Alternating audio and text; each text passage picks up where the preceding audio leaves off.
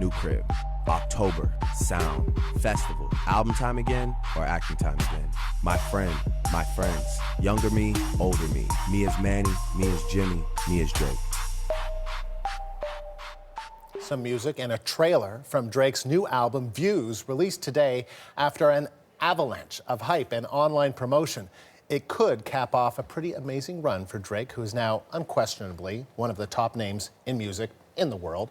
Just how wide is the Toronto rapper's appeal right now? We'll have a look. There's CBC News chief correspondent Peter Mansbridge tweeting a picture of himself listening to the new album in Brussels today. Looks pretty happy about it, too. Wherever you are, and whether you're a fan or not, Drake and his new album are going to pretty much be unavoidable for the next little while. So for everything you need to know about it, we brought in CBC News arts reporters Eli Glasser and Tashana Reed. There's a particular hit music station where they're probably going to play Drake, I don't know, every 4 or 5 minutes. Yeah. Probably, yeah, okay. So his new album is called Views. We thought it was going to be called Views from the 6th, but settled on Views. Yeah. What do you think of it, You know, the 11th hour name change, Views. You know, this has been the album that Drake has been teasing and talking about for the past almost like 2 years now. We've been waiting for this moment. And it really is an ode to Toronto. I mean, whether you're looking at, you know, the album cover, which is him on top of the CN Tower, shot by Toronto photographer Caitlin Cronenberg. There he is. The amount of memes that have come out just from his album cover, but even throughout the album photography, it's him with his inner circle. I mean, he keeps a very tight circle of friends that he started up with, and you know they're featured throughout. And then you have songs like Weston Road Flows. You listen to it, and coming from the city, you know what he's talking about. It has a distinct voice, and then you go on to seeing all the Canadian talent. Now he's known to have worked, of course, on all his projects with Noah Shabib, known as 40. There's producers like Boy Wanda, but then there's this whole feature of young and up and coming Canadian talent, others that we're not really familiar with their names, and they're showcased on this record. And I'm not sure if it comes through with the songs, but describing the album last night, talking in Apple Music, he says the entire album, Views, he might have taken Toronto off the title. He says it's an ode to the city. It actually goes through the seasons. He's talked about being in Toronto where it's actually cold, but staying in the city to record it. How, you know, we huddle when it's cold and then we party when it gets warm. And so he's really, it seems like, trying to reflect the personality of the 6th. Do we know why he didn't call it Views from the 6th? No, I don't. I wonder if, I mean, they're so aware of his ability to go viral. Yeah. And if you make it Views instead of Views from the 6th, that just makes it even more universal. So you can apply that anywhere. Very relatable, and anyone can essentially access, you know, just repping. He's repping his city really, really well. So do you think, is it surprising that in this day and age there should be someone like Drake, who is such an international superstar,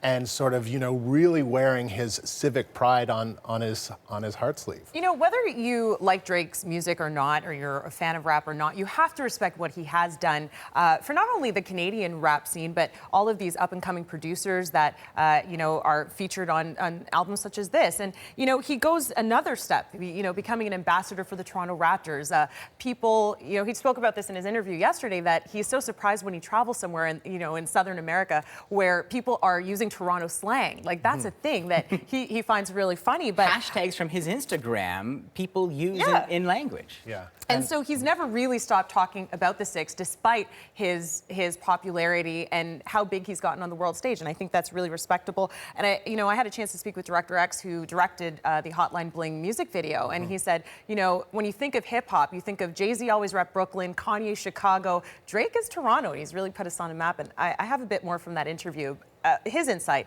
as to the artist that he's seen evolve over the years. Take a listen. He's great. He knows what he's doing. He knows what he wants. He has good ideas. He knows what he likes, and what he likes is what his fans like. You know what I mean? So yeah, he has a vision for himself. It works. And he, again, I mean, it astounds me how much he doubled down on this album, from the CN Tower to originally having Toronto in the title, making essentially a concept album to the city. And I've been talking to marketing people. What he's done for the Raptors, like making the Raptors one of the main destination basketball cities. That was him. That was the power of Drake as that ambassador, and that idea of maybe you'll get to see him sitting there just like Jack Nicholson in LA.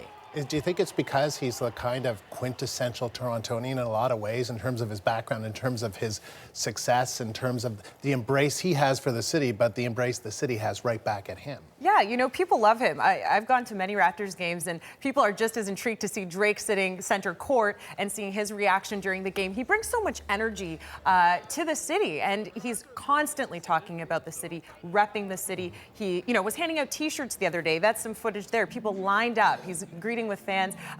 You know, he parties in the city, recording the album here. He does not shy away from being a part of Toronto.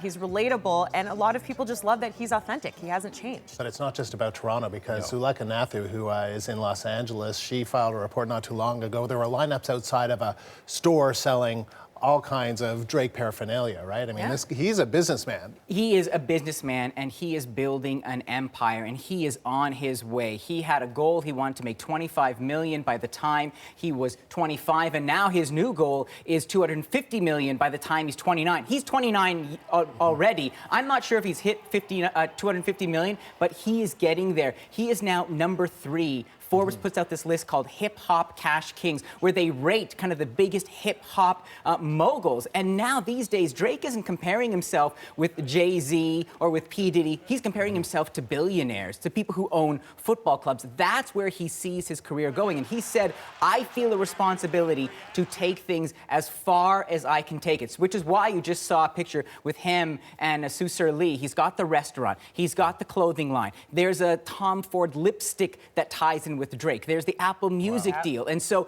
music, you know, I've heard from people, that is contracting. And when you have the kind of leverage and brand awareness that Drake has, it's almost, you have to expand or die. And that's what he's doing. Okay, before we get to, you know, your sense of this new album, I want to ask you something, Shoshana, and that is, how would you describe Drake's relationship with women, both in terms of the lyrics, in terms of his persona? You know, rap music is tough. tough. And his fan base. Well, the thing is that he has such a wide fan base. He appeals to a wide audience, especially women. And I think Drake knows that. You know, he's one of those rappers that doesn't, you know, put on a fake front of being this hard rapper. He's very much himself. You know, he grew up in the city. He sings about women. He's not afraid to be emotional. He talks about his family life, his mother. And a lot of rappers do that, but he does it in a way that is accessible for a lot of people who might not have been typical, you know, rap fans. And so I think that he's afraid not to go there, and people appreciate that, and especially female audiences. And then you can't, you know, when he does a song with Rihanna and he has everyone dancing, there's that whole appeal too. You know, my mom will sing to a Drake song and sometimes not even realize that she knows all the words to Hotline Bling, but it's amazing to see that, whereas I think there were a lot of rappers before where if you were a rap aficionado, you knew the lyrics to all these songs, but he's just managed to transcend that barrier. Do you worry? Go ahead, Eli. Go ahead. Well, I was going to say, I'm just looking at the footage from Hotline Bling, and it's a great example of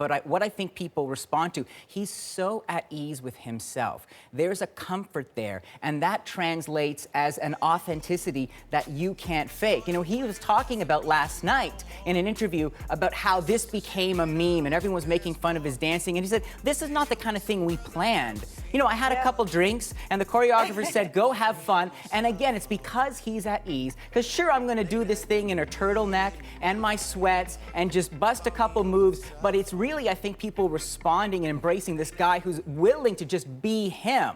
This really unique combination of factors coming from the entertainment world, starting in Toronto and now being this megastar. That's what people respond to, and that's what he's been able to extend with that brand. Do you worry about too much exposure? Do you worry about, as the focus on the business, as a focus on other things, does the music get diluted or does the music get compromised? I wondered about that because I'm working on a story for the National. So I've been out talking to people in the hip hop community. I wonder if, you know, you start to be seen as a sellout, you start to be seen as someone who's too focused on the money and not necessarily the music. The thing is, in the culture of hip hop, there is this idea of it's all about money, power, and respect. But I did talk to someone who's named Addie Mindbender Stewart. And he is a hip-hop historian, a writer, and a performer in Toronto.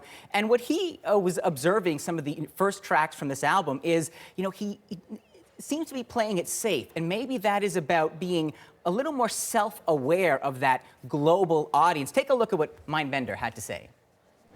It happens to the best of them. It happens to every phenomenal MC. Once you reach a certain stratosphere and maybe you start selling $1 million in the first week, when you sit down to write a song, you might hesitate twice to think about, this line is gonna hit. You know, like in Drake's mixtape, he had a Summer 16 song, and he has a reference to Obama that he knows Obama is definitely gonna hear.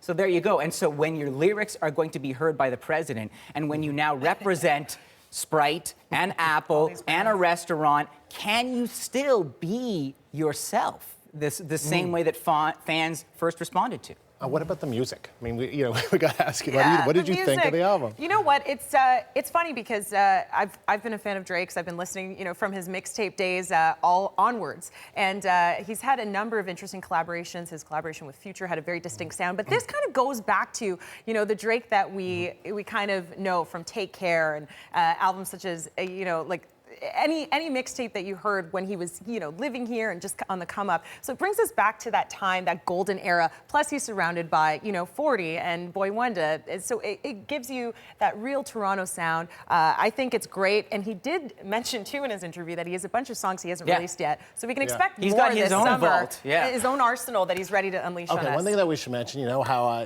Drake was sitting on the CN Tower. So actually, because we were so involved, we didn't notice that. Look at this. He was right here.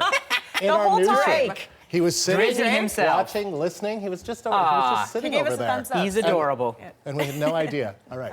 Tashana, Eli, thanks very much. You're CBC welcome, News Andrew. Arts reporters Eli Glasner and Tashana Reed joining me here on set. And Eli, I know you're coming back. You're going to have more about Drake. You mentioned it in your piece on the National tonight. And Tashana, can you take us to break with a little more music? This is one of my favorite songs. We might have to get some dancing in here.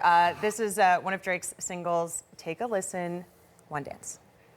Try the Drake leg thing. I don't call me on guidance. All that I'm wishing for my friends. Nobody makes it from my ends. I had to bust up the silence. You know you gotta stick by me.